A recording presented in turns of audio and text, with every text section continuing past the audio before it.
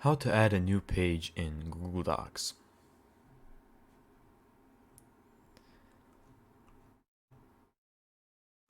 Now let's scroll all the way down where we want the new page to be at.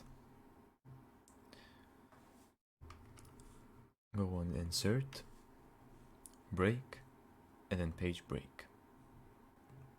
Now as you can see, we have a brand new page. Now Page Break also has another use. If you want to separate, let's say, subchapter 1 from subchapter 2, if you want them to be on their own page, you can press the middle of subchapter 1 or subchapter 2, which is the end of subchapter 1, and click the shortcut, which is CTRL plus enter, or Control enter. If you press those two at the same time, you'll get this.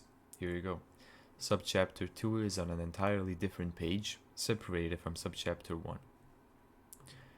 If you want to separate subchapter 1 for the rest of the text, you can do the same exact thing. There you go. You separated the text. So that's how you add a new page in Google Docs.